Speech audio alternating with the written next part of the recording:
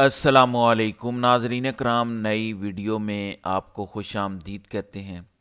बड़ी अहम और बहुत ही ख़तरनाक डेवलपमेंट्स हैं। मैं ख़तरनाक क्यों कह रहा हूँ इसका एंड में बताऊँगा, लेकिन डेवलपमेंट क्या है बहुत बड़ी है। आज की सबसे हैरान कुन चीज़ सामने आई है वो है जनरल खालिद लोधी का एक बयान। वो बयान क्या है?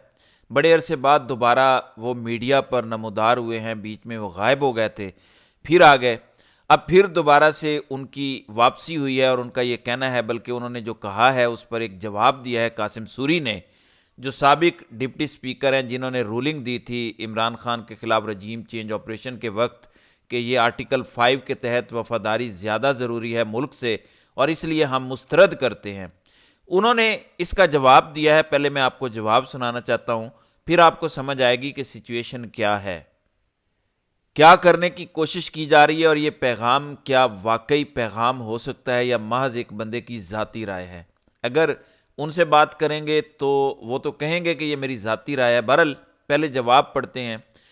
कासिम सूरी लिखते हैं कि जो खौफ है वो ख़त्म किया जाए, पीटीआई ये अंडरटेकिंग दे, यानी बयान हल्फी दे कि हमें हकूमत मिल गई तो हम बदला नहीं लेंगे। ये जनरल साहब का बयान है। जवाब में कासिम सूरी कहते हैं कि जनरल साहब, पीटीआई किस बात की और क्यों अंडरटेकिंग दे? अपने ऊपर किए गए जुल्म पर कानूनी कार्रवाई करना हर शहरी का बुनियादी हक है। अब बुनियादी बात यह है कि जनरल साहब ने बयान दिया है कि दोनों तरफ जाहिर है मिसट्रस्ट है। पहले उन्होंने कहा कि इस्टेब्लिशमेंट को वो सारे केसेस जो बेकार हैं वो ख़त्म कर देने चाहिए। अगर कोई वाकई जानदार केसेस हैं तो वो चला लें, अदालतों में उनको चलने दें, और बदले में पीटीआई ये यकीन दहानी करवाए कि जब उन्हें इक़्तिदार मिलेगा, और अगर उन्हें इक़्तिदार मिलता है तो वो बदले की रविश पर नहीं चल पड़ेंगे, यानी बदला नहीं लेंगे। अब ये तो एक जनरल साहब की बात है। इसी तरह की एक बात कंपनी टाउट ने भी की है। कंपनी टाउट कहता है कि अगर इमरान खान को हुकूमत मिल जाती है तो वो इस्टेब्लिशमेंट पर चढ़ दौड़ेंगे, वो तो तहस नहस कर देंगे सब कुछ। तो ये खदशा है।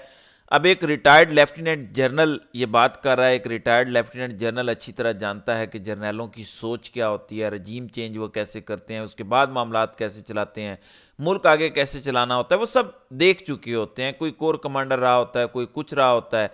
तो हाईएस्ट लेवल्स पर मीटिंग्स होती हैं, सभी को पता होता है कि क्या डिस्कशंस हो रही हैं, क्या मामलात चल रहे हैं। ऐसे बंदे की तरफ से ये आना कि पीटीआई के लिए ये ज़रूरी है कि वो अंडरटेकिंग दे, यानी बयान हल्फी दे, इमरान खान तहरीरी तौर पर लिख कर दें या वीडियो रिकॉर्ड करवाएं कंपनी के पास कि मैं इक़्तिदार में आके आपसे किसी किस्म का बदला नहीं लूँगा, इदारे के अंदर किसी किस्म की कोई मुदाखलत नहीं होगी, और जो आर्मी चीफ अभी लगा हुआ है उसको तब्दील नहीं किया जाएगा, कोई कानून में तब्दीली नहीं होगी। ये यकीन दहानियाँ होंगी तो बात आगे बढ़ेगी। नाज़रीन इकराम, मैं समझता हूँ कि ये पैगाम बाकायदा दिया जा रहा है। ये मेरी ज़ाती राय है। एक लेफ्टिनेंट जनरल ऐसे ही हवाई बात नहीं छोड़ सकता, वो जानता है अंदर की सारी इंटरनल वर्किंग्स क्या हैं। तो इस बात को मैं हल्का बिल्कुल नहीं ले रहा, बल्कि मेरे ख्याल में एंड में बात यहीं जाके पहुँचनी है कि इमरान खान अंडरटेकिंग दे दें कि वो हमसे बदला नहीं लेंगे। उसकी वजह क्या है, अब इसको ज़रा समझ लें। मुल्क में सरमायाकारी क्या आनी थी? जो आईपीपीज़ के मालिकान हैं कुछ पाकिस्तान के, उनको पहले डराया धमकाया गया, गन पॉइंट पे उनसे नए मुआहदे करवाए गए साइन। चलें, मुल्क का हो सकता है फ़ायदा हो जाता है इसमें। इनमें से एक बेचारा वज़ीर आज़म शहबाज शरीफ को कोई शिकायत लगाता है कि देखें ये अच्छा नहीं किया गया, हमसे ज़ोर ज़बरदस्ती साइन करवाया गया।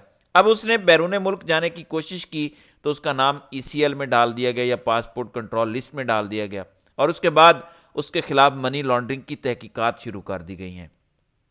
यानी एक तरफ जुल्म करो, फिर अगर कोई कारोबारी शख्स शिकायत लगाए हुकूमत को तो उसको किसी जुर्म के बगैर या जुर्म के होते हुए भी उसकी फाइलें खोल लो, उस पर केस बना दो। अब मुझे बताएं, कोई सरमायाकारी होगी इस तरह?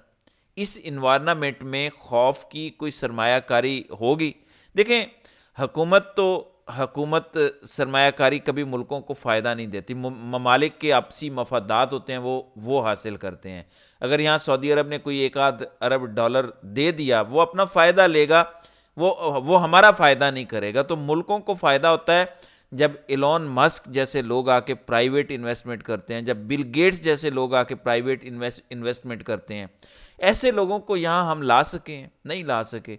تو یہ بنیادی بات سمجھیں کہ کمپنی سے ملک نہیں چل رہا، اور ملک تب تک نہیں چلے گا جب تک اس ملک کے عوام کی مرضی نہیں مانی جائے گی۔ دوسری بات، کمپنی کے پاس وقت کم رہ گیا ہے۔ میں آپ کو ایک مثال دیتا ہوں، اگلی کہانی آپ سمجھ جائیں گے۔ یہ وی پی این کو بلاک کر رہے ہیں۔ وی پی این کے ذریعے جو لوگ ہمیں دیکھ لیتے تھے تاکہ وہ بھی نہ دیکھ سکیں، جو ٹویٹر پہ ہماری ٹویٹس پڑھ لیتے تھے وہ ٹویٹس نہ پڑھ سکیں۔ لیکن کیا آپ کو پتہ ہے کہ جس ٹویٹر کو انہوں نے بلاک کیا ہے وہ شخص ڈونلڈ ٹرمپ کی کابینہ میں شامل ہو چکا ہے۔ ڈاج نامی جو انہوں نے ایک وزارت یا ادارہ بنایا، اس کو وہ لیڈ کرے گا۔ یہ حکومت پر نظر رکھنے والا ادارہ ہوگا، اس کو بڑی طاقت ٹرمپ دے رہا ہے۔ تو ایک اتنا طاقتور بندہ، آپ اس کو ٹرمپ کا وزیر سمجھ لیں، تو ٹرمپ کے وزیر کا ٹویٹر انہوں نے بلاک کیا ہوا ہے، کیا یہ سسٹینیبل ہے؟ ہرگز نہیں۔ ان کو ایکس پاکستان میں کھولنا پڑے گا۔ مطلب کمپنی کے پاس وقت ختم ہو رہا ہے، جو امریکہ میں خطوط آئے، اس کے بعد برطانیہ میں، پھر برطانوی وزیر خارجہ نے اپنے ایم پی ایز کو جو جواب دیا ہے کہ ہم سچویشن دیکھ رہے ہیں، ہم چاہتے ہیں کہ فیئر ٹرائل ہو، اور سارے معاملات عمران خان کے حوالے سے بھی کہ ان کا بھی یہاں پہ فیئر ٹرائل ہونا چاہیے، ان کو بھی پورا حق ہے۔ تو برطانیہ تک بات پہنچ گئی ہے، برطانوی وزیر خارجہ کو بھی جواب دینے پڑ رہے ہیں، جو ٹرانس نیشنل ریپریشن ہو رہا ہے اس پر بھی بات ہوگی۔ سو امریکہ میں بھی دباؤ ہے، پاکستان میں بھی دباؤ ہے، برطانیہ میں بھی دباؤ ہے۔ یہ دباؤ سسٹینیبل نہیں ہے، یہ برداشت کرنا ان کے لیے ممکن نہیں ہے۔ اس لیے کمپنی کو کوئی نہ کوئی چور دروازہ چاہیے، اس کو انڈرسٹینڈ کر لیں، تب یہ ساری بات آپ کو سمجھ آ جائے گی کہ ریٹرن گارنٹی دے دیں کہ آپ بدلہ نہیں لیں گے، جبکہ انہوں نے خود کوئی کسر نہیں چھوڑی، تباہی انہوں نے نکال دی ظلم و جبر کی۔ بہرحال یہ سچویشن ہے۔ اب یہ کر کیا رہے ہیں اور یہ کتنے ڈرے ہوئے ہیں؟ ناظرین کرام، انہوں نے سیاست.pk اور رفتار چینل کو باقاعدہ نوٹسز بھیجے ہیں۔ عدیل حبیب کو ایف آئی اے کا نوٹس آیا کہ آپ نے ریاست مخالف کچھ کیا ہے۔ پھر رفتار چینل کے فرحان گوہر کو بھی انہوں نے نوٹس بھیجا کہ آپ نے بھی کوئی ریاست مخالف حرکتیں کی ہیں۔ اس پر رفتار والوں نے اپنا موقف دیا ہے کہ چلیں اب آپ ہماری بات بھی سن لیں۔ وہ کہتے ہیں کہ 8 نومبر کو ایک نامعلوم نمبر سے واٹس ایپ پر ایک نوٹس موصول ہوتا ہے، جس میں 14 نومبر کو سائبر کرائم گلستان جوہر کے دفتر میں بلایا جاتا ہے۔ اب مدعا کیا ہے؟ انکوائری کس بات کی ہے؟ کچھ بتایا نہیں جاتا۔